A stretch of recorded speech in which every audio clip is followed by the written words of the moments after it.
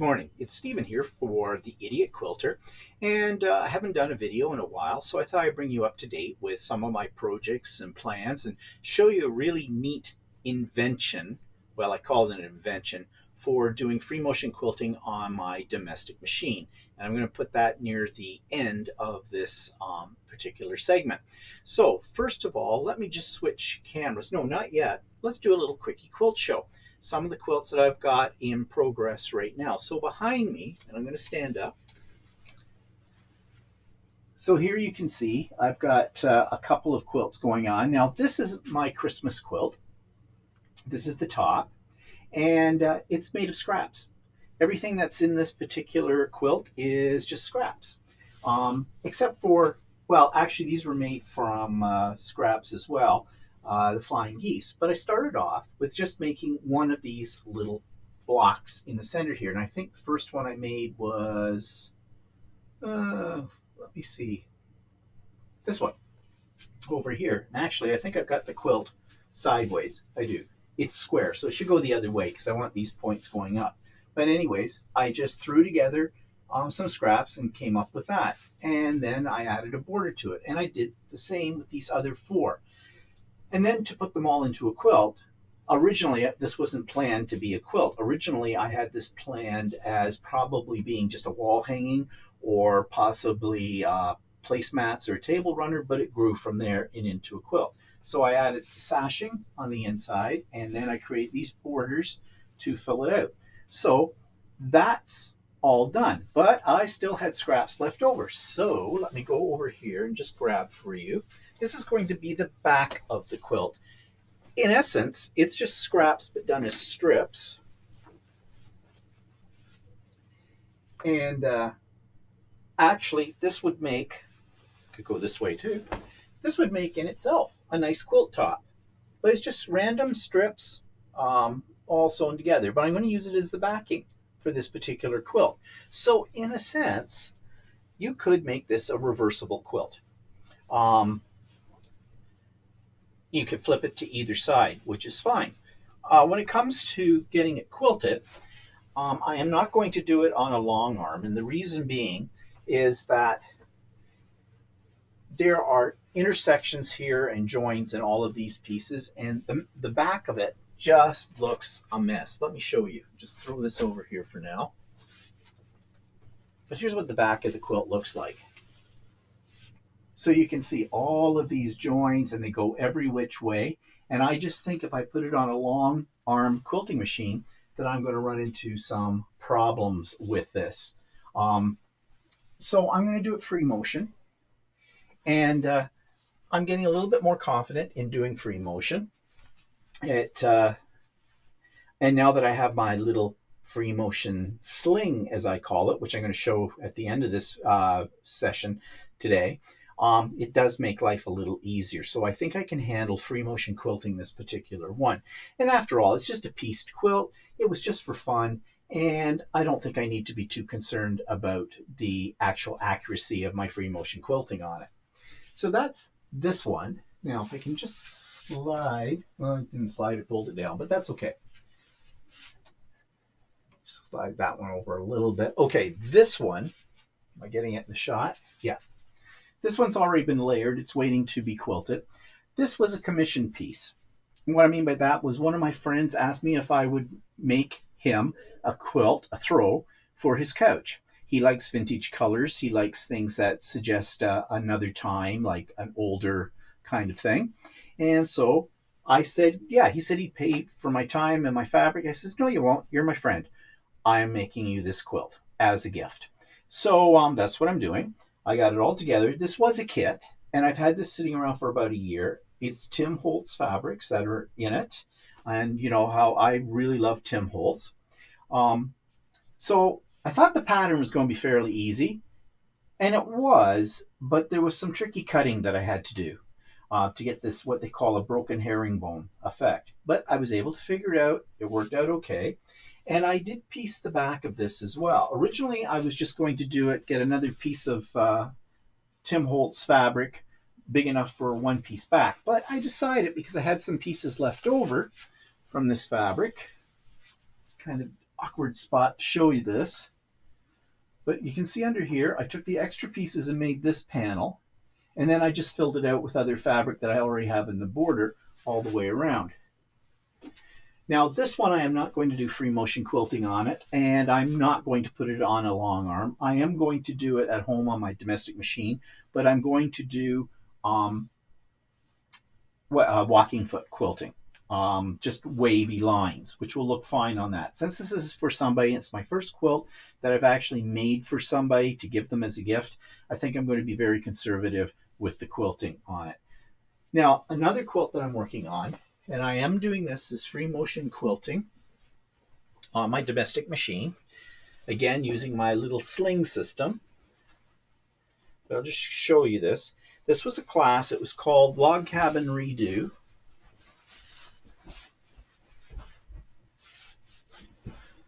And this is what it looks like. And I know it's very difficult to see my quilting so far. I haven't gotten that far in it, but let's see if I switch cameras over and bring it down to the table camera. So just bear with me for a second. And that didn't work. And there we go. Okay, so let's see if I can get this up without knocking everything off the table. Where did I quilt it? Okay. Helpful if I could find where I quilted it.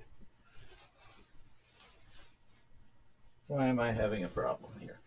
Oh, there we go. There we go. Okay. And this is my free motion quilting in here. I'm just doing what I call wacky lines because they are wacky and they are lines. And I've done across this much of the quilt here and in the blocks. And here's what the back looks like. Much more subtle. I'm using a darker thread on the back than I'm using on the top. So that's why you probably cannot see it very well. There it is there. And yeah, not perfect, but I think it's going to look okay when I get the whole thing done. So, and this I'm all doing though. This is a, well, very close to a queen size quilt, I think. Just let me hold it up here. Just switch back for a second. Okay, I'm just folding this up. And yeah, as I was saying, I'm doing that on my domestic machine, and it's free motion quilting. And I'll show you how I'm doing that actually with that quilt near the end of today's show. So many more things to show you as well. I see my quilts behind me now are all hanging lopsided, but I'll just leave that. Doesn't matter anymore because I'm going to switch down back to my table here.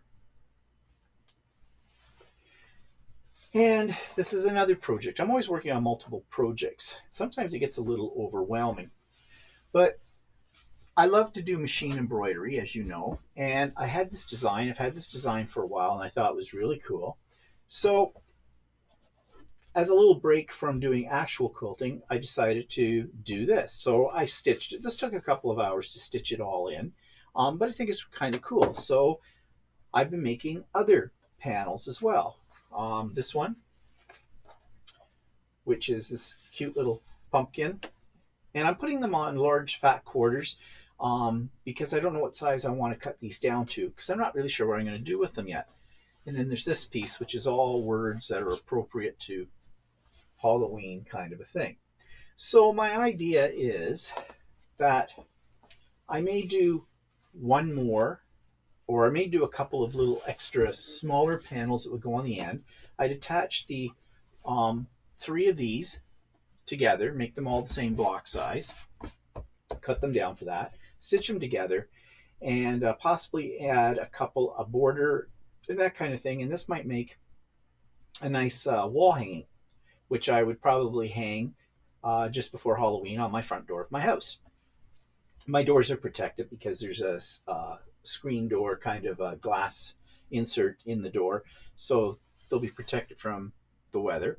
But I'll see. That's my idea. This is just something I'm playing around with right now. some other things that I'm playing around with. Got to find it here. Yes, I've got some other patterns I picked up. Actually, these are a little different type of pattern. This one, the Gallus, this is a paper pieced chicken. I think you do, yeah, there's a pattern inside. You lay the pieces down, you sew them, and you get this. Now, this was not particularly easy to get my hands on. I had heard about this woman, Ann Shaw Quilting Designs, on a YouTube channel. And I went to her website, and it shows her designs. She has a bunch of different types of animals and things in that. But there was only one place where it looked like I could actually buy them, and it wasn't on her site. It was another site. So I went to that site, I found it, I ordered it, because I did look around in local quilt stores, and some people never heard of this person, others, they just couldn't get their hands on them or whatever. I think mainly because this is not something that there's hundreds and hundreds of these made and distributed all over the place. It looked like there's only one place on the web, I think it was called Fiddlesticks or something like that, where I could get it. Yeah, Fiddlesticks Quilt Shop is where I got it, and it was $14.99 American plus shipping. So it cost me, by the time I got it, about $30 in Canadian funds. But I really like it. I think it's cool. And yeah, so I did have a little problem ordering this from this particular site because they were having problems with their site, but they made it all work and everything, and I got it. So I'm looking forward to giving that a try whenever. Another thing, there's something called thangles. Thangles are basically foundation piecing patterns for creating half square triangles, because half square triangles can be very annoying, especially when you're first starting out making them. And that's how I discovered thangles way back about a year ago. So essentially you just sew the fabric onto this piece of paper, follow the lines for cutting and for sewing, and then you pull the paper off and you've got your half square triangles. Well, I happened to notice when I was up in this store on the weekend called Thimbles and Things that they sold thangles, but these kits. So these will actually make these. Now it doesn't come with your fabric or anything like that. It tells you what you need on the back. And these are just small little wall hangings. I think this one with the cats measures, it says quilt finishes 35 inches wide and 41 inches long. Well, that's not bad. That's about the size of a throw. And this one finishes at,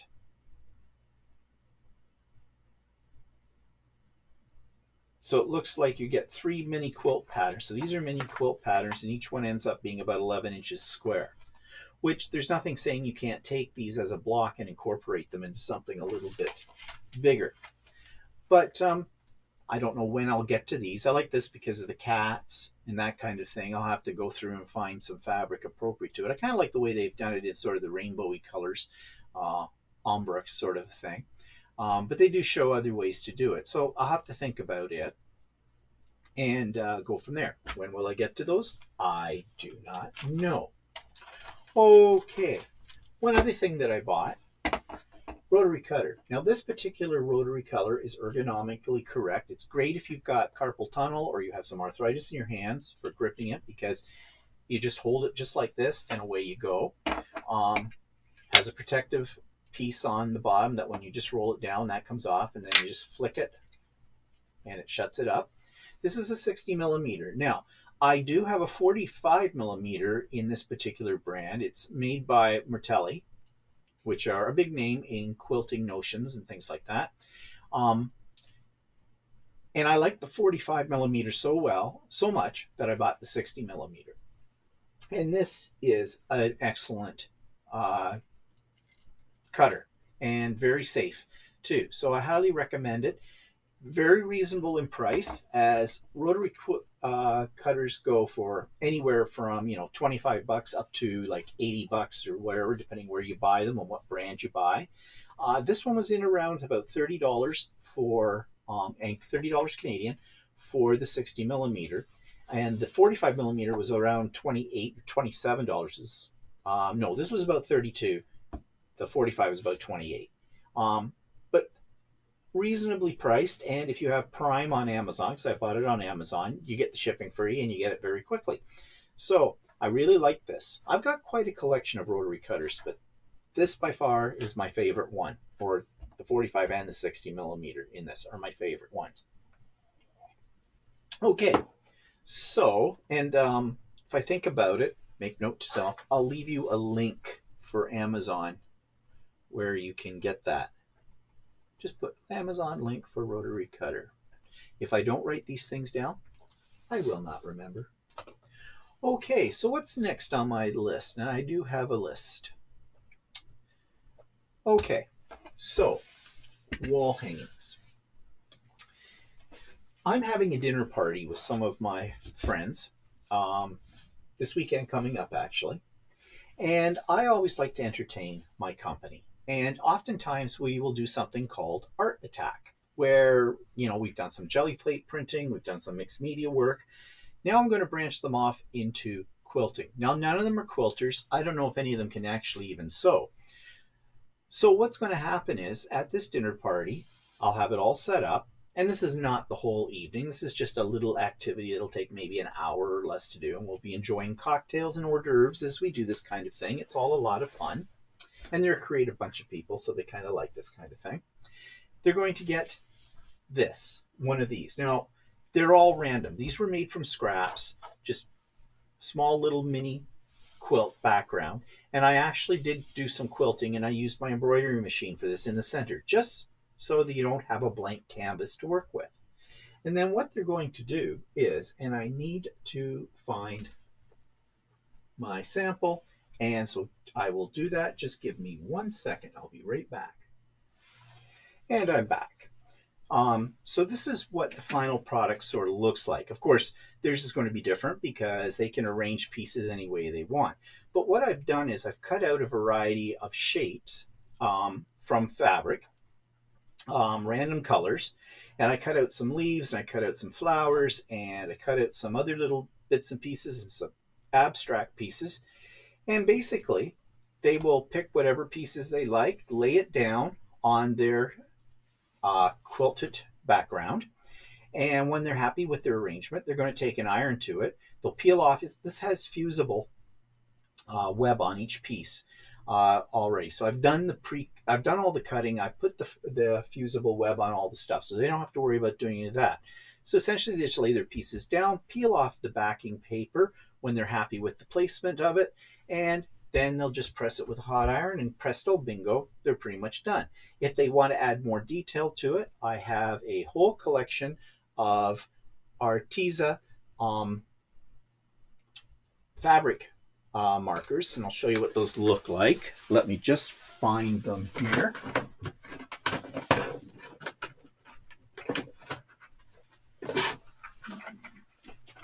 Here they are. And these are excellent. And I'll leave a link for these below as well. But I just love them.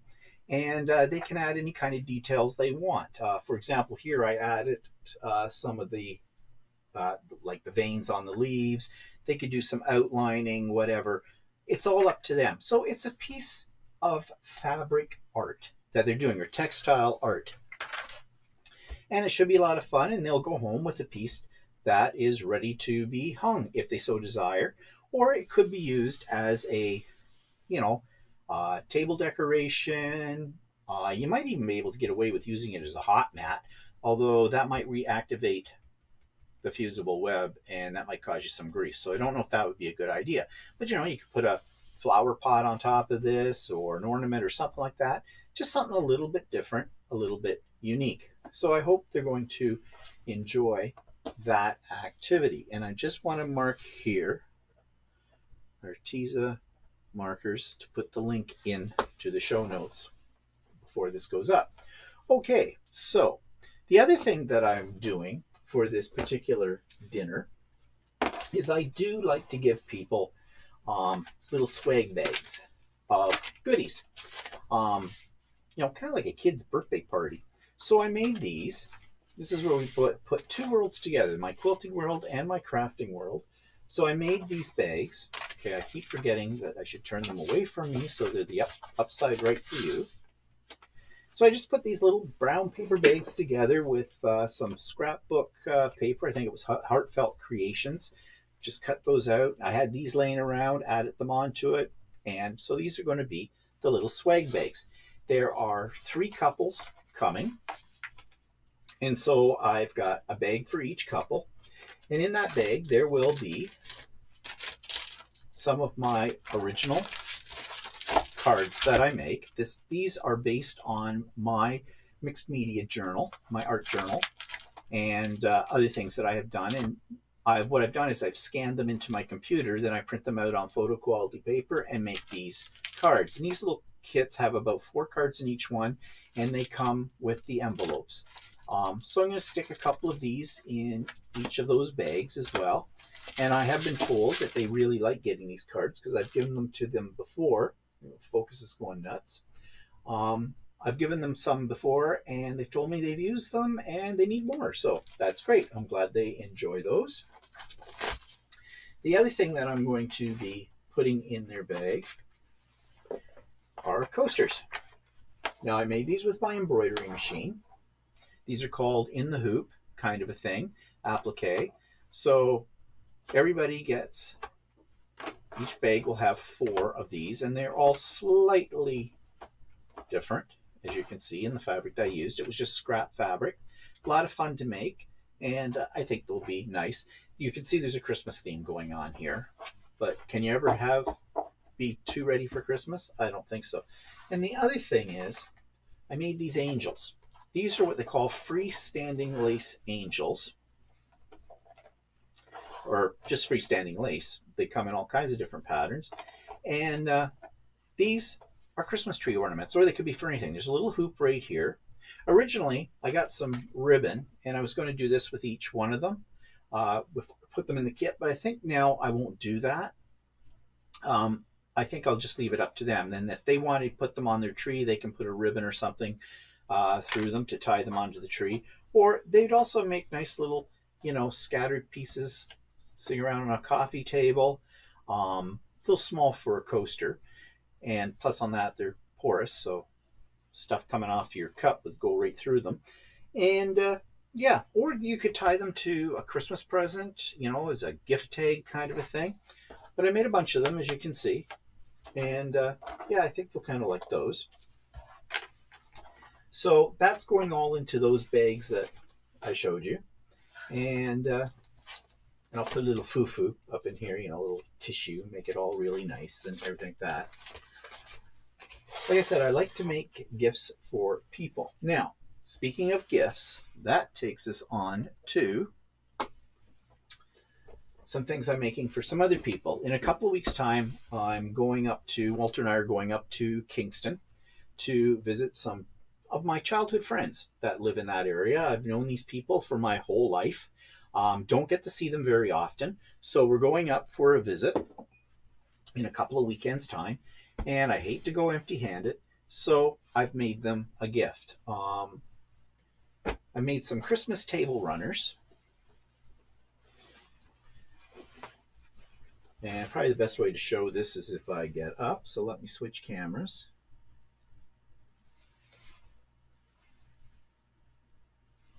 There we go. Okay, so this is one of the table runners. It's all quilted. I did basically just walking foot quilting on these. This is the back. It is pieced back. So that's one. Let's fold that one up. And this is the other one. And they're 2 ladies. They're sisters. So I made one for each of them.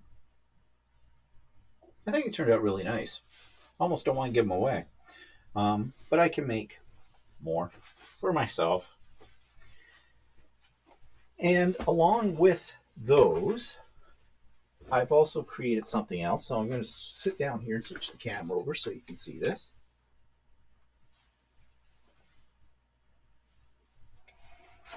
I made some poinsettias. Now this is a combination of free lace embroidery, freestanding lace embroidery, and applique. and you made them in 3 sections. And let's see, I made some to go together. That goes with that one, that goes with that one, that one goes with that one. So these could be a Christmas ornament, or they could be a, sorry, I think I got my camera moving here. It will stop in a minute. Okay, sorry, making you seasick, I'm sure. Or these could just sit on a table, or they could be the topper to get a Christmas present or whatever they want. But I think they're really kind of neat. They were fun to make, and I think the end result is pretty good. So yeah, that's going to go with the table runners. Okay, so you can see I've been busy. Now let's talk about a class I've got coming up. So when I organize for class, and nice glare, sorry about that, I use these project boxes to put everything that I need for that class into it. And I also usually include some notes to myself, again, glare. I do need these rulers, so I've put them in there so I won't forget them. And I have a little note that tells me I need a circular ruler and the pattern for this class, which I'm hoping they have there tomorrow because I start the class a week from today. So I need this kind of stuff. I did take a picture of what the quilt looks like when it's done from the one they had hanging up in their shop. And I've made some notes on it because I'm not using their colors because, quite frankly, I hate the fabric that was used in this particular quilt. In fact, if I had seen the quilt before I signed up for the class, because the sample wasn't ready at that point in time, I don't know if I would have taken the class because this pattern is not thrilling me. But the reason I'm taking it is because in this particular class, we're supposed to learn how to do curves. And I want to learn how to sew curves properly in a quilt. So that's why I'm taking it. But on the weekend, I was at a a quilting store in Aurelia, which is a place about an hour and a half away from us. And I was looking through their fabrics. And so I bought these fabrics, and these are getting me more excited about taking this class. So these are the fabrics that I bought. And I think they're going to look really good on this particular quilt design. Let me just move this out of our way. So this is going to be my background fabric. This is going to be the part in here, the centers in here. So the background fabric is this lighter fabric you see running throughout that. And then the 4 little blocks that go around the circle are going to be these 2 shades of blue.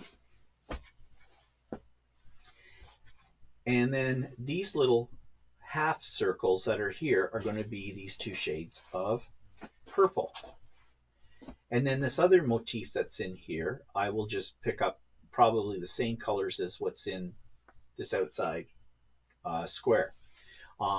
That's my theory anyway, so we'll see. I have yet to see the actual pattern for this because it wasn't in the store yet. I'm hoping, as I said, it's in there later this week when I go in again, because I got to know how to cut this fabric for this too. And in the prep sheet that the instructors handed out, they say, well, if you want to cut your fabric, if you're confident about it before the class, that's fine. Otherwise, you can cut it in class. Well, I'd rather cut it in advance of the class because the classroom in this particular store, it's called Ultimate Sewing in Oshawa, is not very big, and it makes it very cumbersome, I find, when you're trying to cut fabric. So we'll see, but I'm looking forward to that. So what else do I want to show you or talk about? I think right now that's about it, but I do want to show you my latest invention for doing free motion quilting. Let me switch the cam over because we're talking to air. There we are. So I'm going to just pause this video. For you, it'll be a second because I need to do some setup to show you how my sling system works for doing free motion quilting. So I'll be right back in a minute once I've got that set up. Okay, this strange looking mess that is here is what I call my quilt sling. The problem when you're doing free motion quilting on a domestic machine is that you really need a lot of space in front of your machine and off to the side of your machine to support the weight of the quilt. And I just don't have the room for that, and I find that I was struggling. So I looked online for ideas about suspending quilts. And there are several different methods, but the simplest one I came across was just hanging bungee cords with clamps on them from the rafters. So you can see up here, I have the bungee cords attached to the rafters, and there's a clamp on each one. And they're just a cheap plastic clamp, but they hold the quilt up. So what's happening here, on three sides, I have the quilt suspended, which means that on the bed of the machine, things now float very easily. Before, if the quilt had been sitting down in front or off to the side over here, you'd be dragging the quilt. And it was, one, hard on your arms, two, also not very good when it came to, keeping your tension consistent and that kind of thing. So I've experimented with this quilt, and I did some of this free motion quilting that you can see right here, and all it is what I call wacky lines, because they are wacky. And that's what I'm going to do on here.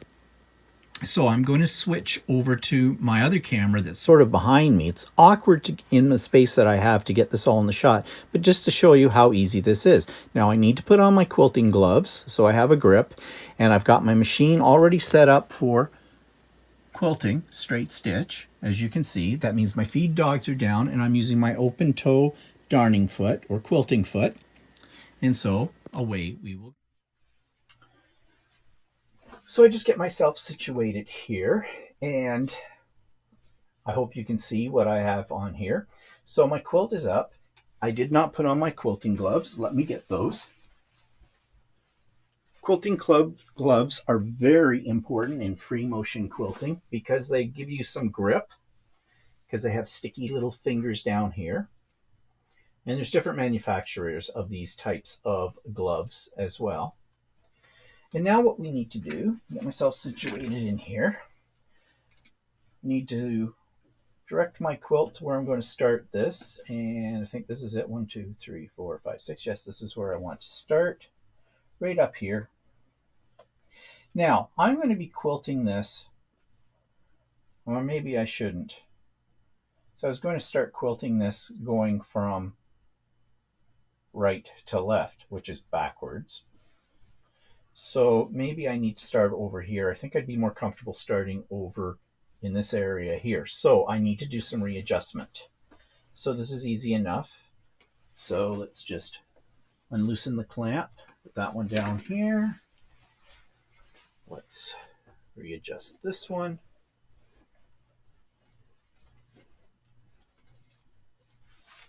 And this one. You can see how easy it is to readjust your quilt when you need to. And have I got it in the right spot yet? Where am I starting? 1, 2, 3, 4, 5, 6. Yeah, I'm going to start in this area. 1, 2, 3, 4, 5, 6. So up in here, and I'm going to start in that corner. Okay, I'm just going to put my foot down.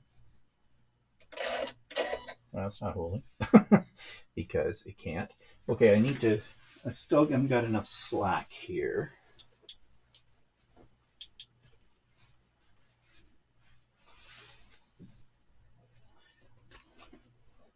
It takes a little time to get things set up, but it's worth the effort. Now, is that going to allow me?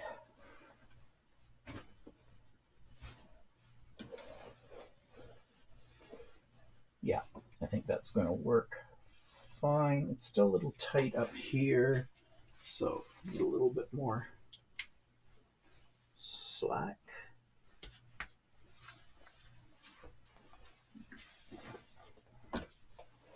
Okay, I think that's got it. All right, so first thing I want to do is drop my needle and pull up my thread. Make sure I'm in the right spot. 1, 2, 3, 4, 5. 1, 2, 3, 4, 5, 6. It goes there. Okay. In there. So, just dropping my foot, dropping my needle, bringing it back up, grabbed my thread. Where are my tweezers? I need my tweezers. There's my tweezers. I know you can't really see this on camera because of the positioning, but all I'm doing is just drawing up my thread, my bobbin thread, up to the top so I don't have a piece hanging out underneath the quilt when I start this. My feed dogs are down so that they're not catching. I'm the regulator of all of this. Let's put my needle in. And I dictate the speed that I want to go at. And I've actually marked on here a little dot so I know where to put my speed bar, my speed controller, so it's at a speed that I'm comfortable with. I'm on the foot pedal below. And let's see, here we go. So we're just starting with a wonky line right down to the bottom of this section.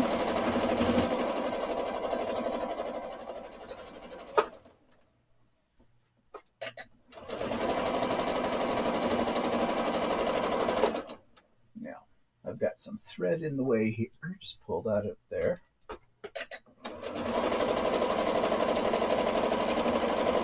But you can see how easy this makes getting the quilt to move in a small throated machine. There's no resistance. I'm controlling it all.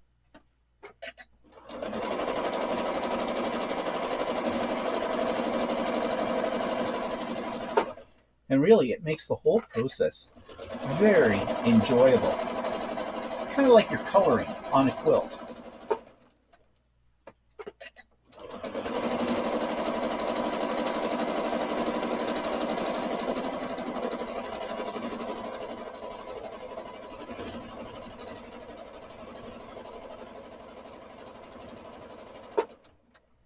Now, I do have a tendency to let my hands get too far away from the needle, and that's not good.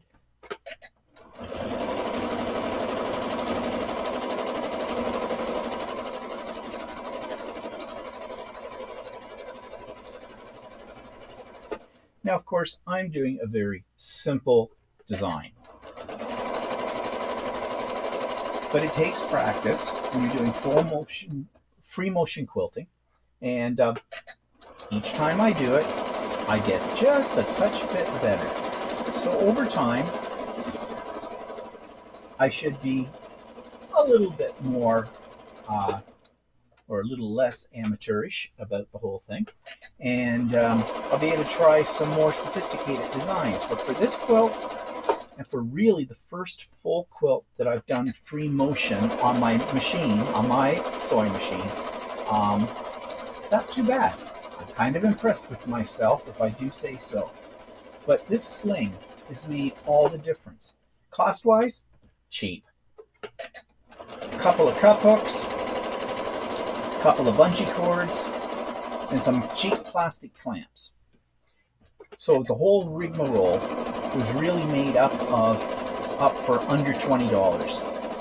In fact, it may have been made up for less than $15. But it works, as you can see. I'm not having any problem guiding the quilt. My problem is that my stitching is not perfect. But again, practice makes perfect.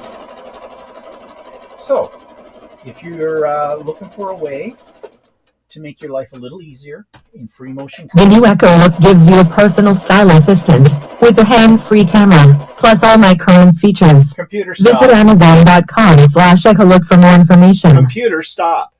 Okay, sorry about that. I have an Alexa in here, and for some reason it must have said its name, and away it went. Oh, modern technology. But anyway, so there you go. So that shows you how to create a sling, very simply, for making your life as a free motion quilter so much easier. So thanks for joining me today on another version of the Idiot Quilter, and stay tuned for future Idiot Quilters. Talk to you later. Bye-bye.